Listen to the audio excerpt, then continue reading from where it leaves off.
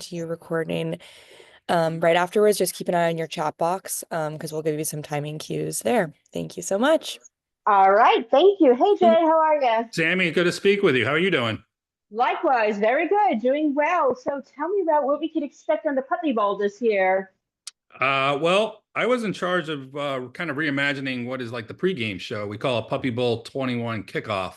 And so what we did this year is we tried to get viewers a little bit more invested in our pups and we introduced 10 puppies and put them through a 6 drill combine, get them drafted to either Team Rough or Team Fluff.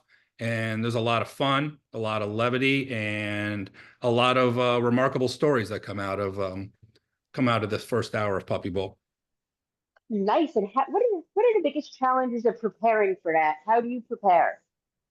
I think as a director in the field for Puppy Bowl, I think you can set a script and kind of have a plan, but you also have to be adaptable because again, these are puppies. They're like 8 to 10, 12 weeks old sometimes, and they're not always, they're going to go off script. So you have to be able to be flexible, kind of have to be able like I said, to pivot and to be able to be adaptable to the situations. But it is a really great thing when you walk back into that puppy player lounge and you see all these happy puppies just running around, sleeping, some sleeping, but it's a lot of, it's almost akin to like going to Disneyland, being back in that puppy player lounge, seeing all those cute dogs. Nice. And how do you train them for this? Because I know if I trained my dogs, they'd be running around, jumping, giving everybody kisses. So how do you get them to cooperate? Well, we relied on our kind of our host, Dan Schachner, and Victoria, our animal expert. They kind of put them through the 6 different drills that we came up with. So they're the ones that kind of help guide them through. Again, some dogs have more experience than others, maybe with agility courses or with there's certain things that they're more keen on. Like we had a English bulldog named Carl, and Carl was blind, but we had a drill, Sammy, called the sniff and find. So it was a ball pit basically, and he had to find a particular ball in that pit, and he did really well at that. So there's all kinds of fun with Puppy Bowl 21 kickoff.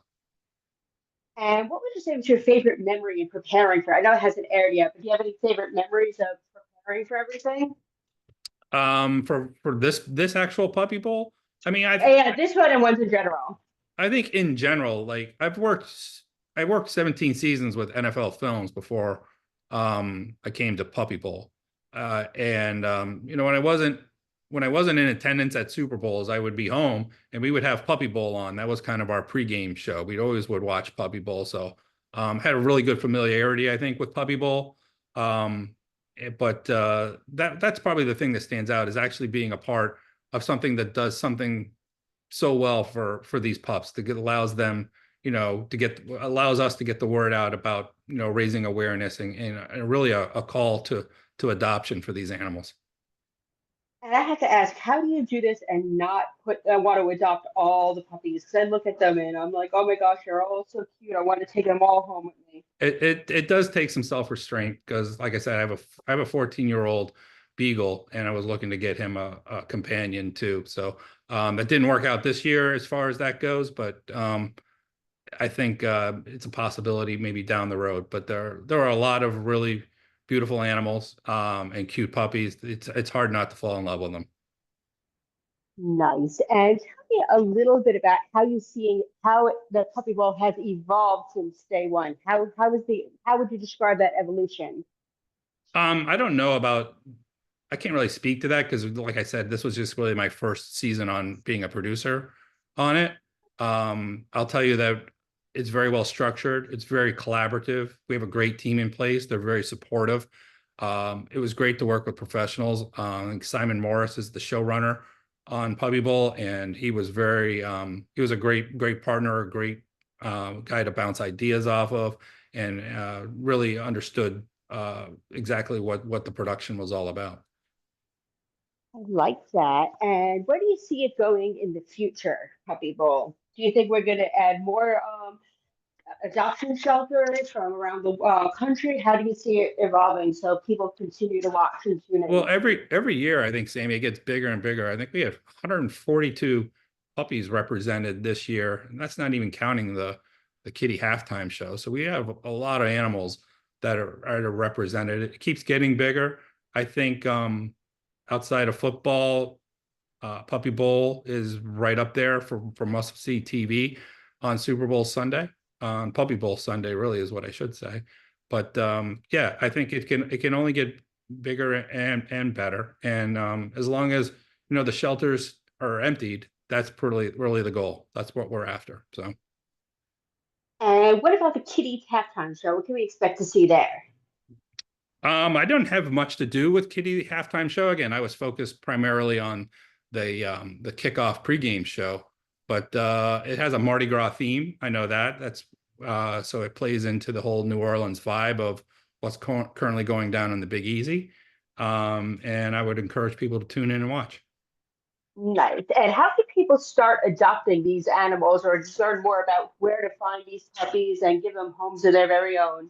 I think that there's chances within the show, and I think Julia and Jenna can probably guide you to that information, but they could call up their local shelter and take action that way. There's a lot of deserving pups that we feature, but there's also quite a few that remain unseen that are local to where people can actually go out and adopt them.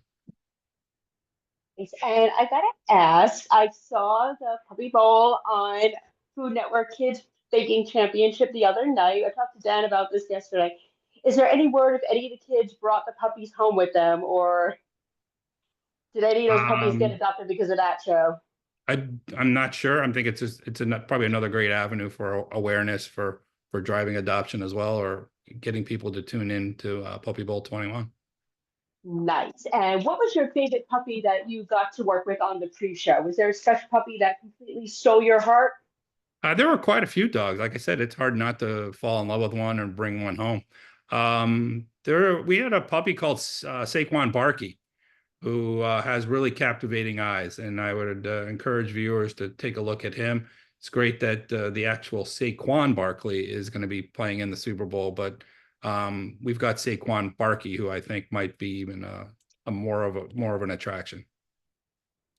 Nice. And where can people find more information about Puppy Bowl other than watching it on TV? Do they have a social media page or anything like that? Yeah, I'll let Jenna and Julia point you just to the socials and where people can interact online with Puppy Bowl 21. Wonderful. Well, it was a pleasure to speak to you. Good luck with everything. I'm proud of you, and I can't wait to talk again soon. Sounds good. All right, Sammy. Thank you. And You too. Bye-bye. Sammy, just to chime Yes. in really quick, we can get you all that information. We have some really,